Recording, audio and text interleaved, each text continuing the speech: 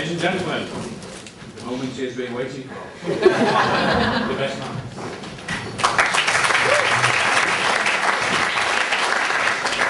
Thank you very much. These aren't cue cards for my speech. These are the cards that people have left for Chris and Lindsay, which all say very nice things. People who couldn't make it. Whoops. Well, people who, that's it. I'm going. People who would just like to wish you well. I won't read them all out because there's an absolute ton. But I would like to read the first two. The first one's rather sweet. The second one is, quite frankly, baffling. So the first one is, I hope your wedding goes as well as ours did. And that married life goes well too. Can't believe my little sister's all grown up now. Lots of love, John and Kathy. I presume that's not from anyone related to you, Chris. It must be, yes. Okay, and the second one is, Haydn is dead. Haydn was male. Haydn minged. Need I say more? From Suze, who's looking very embarrassed over there. So that, if you want to look through them, I took them all down, I was going to read them. There's so many of them, I'll just put them back up again. The second thing I'd like to mention before I do the speech, which looks longer than it is, it's actually there's 2 copies of it, and you'll find out why in a minute. I'd just like to say, Chris and Lindsay asked me to mention that there is a book going around for you all to sign. If you haven't done so already, it's floating about. If you could all try and sign it before you go, it'll be a nice memento of the day for them, so if you do that. Just to put myself in context, people who don't know me, I've known Chris for a long time and we've been in many plays together. The first play I was ever in was one of Chris's plays that we performed at Harrogate Theatre. I'll now begin the speech, having put that in that context. I'd like to thank Chris very much for giving me another of life's firsts, being a best man. I can only assume he's paying me back for introducing him to smoking about 13 years ago. What I'm now supposed to do is embarrass Chris and myself, lots of skeletons in closets, and appalling jokes and awful puns that sound funny when you write them down but just fall flat when read aloud when you're slightly nervous. Of course I am. But then I thought, seeing as I've spent the last 10 or so years doing that in Chris's plays, I've decided to add a little twist to this speech, which is why I have in fact written the whole speech as a short play starring myself and Chris.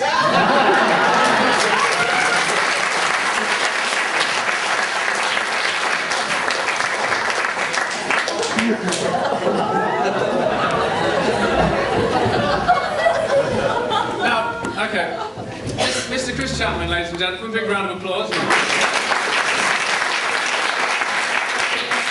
Now, this is the latest play from the previously defunct Blue Circle Productions. Now nobody films, of course. Blue Circle Productions is something that we made a lot of plays and films with. This one is called One Man's Wedding is Another Man's Funeral. And what you have to remember throughout this play is that Chris will be playing the part of Miles, the scruffy yet handsome, witty best man. And I will be playing Chris, the shambolic mess of a groom. So, Chris, you read all the bits in bold, and I'll read the other bits. Very well. Hello, Chris. Hello, Miles. Hey, I'm really sorry I missed your stag do last week.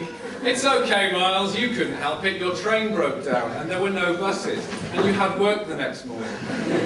Yes, all those things are true, although perhaps I could have organised things a bit better. Perhaps you're right, Miles, and if you had managed to make it, perhaps I wouldn't have fallen down the stairs in a nightclub, and then... Now then, Chris, I promised I wouldn't mention the stag do in the speech. You're right, Miles, thank you very much. You are a subtle and discreet best man, as well as a brilliant friend. Thanks, Chris. You're right. I am, aren't I? You're not about yourself, you old bastard. Miles, best not to swear. You might offend someone in the audience, like the time I made an AIDS joke in a play at Harrogate Theatre. Yes, and they mentioned it in the papers the next day, didn't they? Yes, and yet I still won the prize for Best Original Script, didn't I? You did, Chris, you clever sausage. So, Miles, what are you going to say in your best man speech? Well, I think I'm supposed to make some hilarious joke about this not being the first time I've stood up today from a warm seat with a piece of paper in my hand. Well, that would be really unfunny and maybe look like a dick. It really would, Miles, so maybe you'd better not. Why don't you thank the bridesmaids instead? Thank you, bridesmaids. Thank you, thank you. Well, Miles, I'm really glad that you're my best man today because, well, even though you've only known Lucy for... Lindsay for a few only known her for a few months and only met her 3 times. So am I, so that's fair, isn't it? That's very funny, Chris. You should have a go writing best man speeches yourself.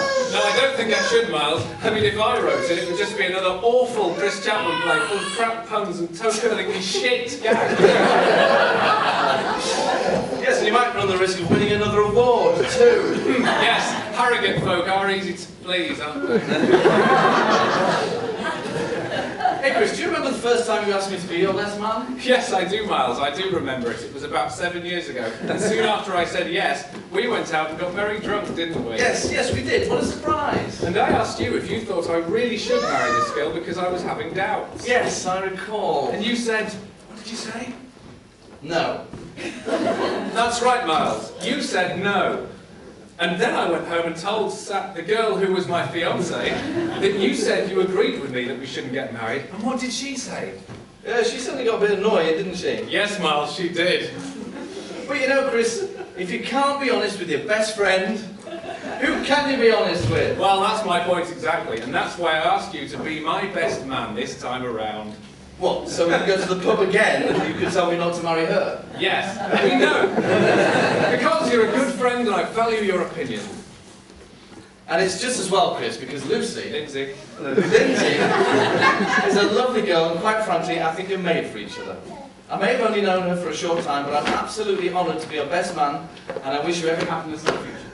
Oh, thanks, old buddy, old pal. That really means a lot to me. How should we end the play, Chris?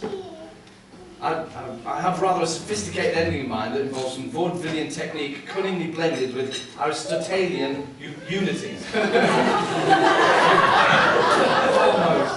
That sounds great, Miles, but I'd really rather end it with a appallingly shit gag and a blatant rip-off of someone else's material in the form of a bastardised film quote. Okay then, Chris, if you must. They do have to call you the thief of bad gags. That was written by him. Yeah. That's right, Miles, that's right. So would you all please be upstanding again for another toast, maybe the last of the evening, it may not, to Chris and Lucy. Lindsay! A lovely couple, lots of fun. May this be the beginning of a beautiful marriage. Yes. Cheers. And Chris had no idea I was going to do that, so a big round of applause for him.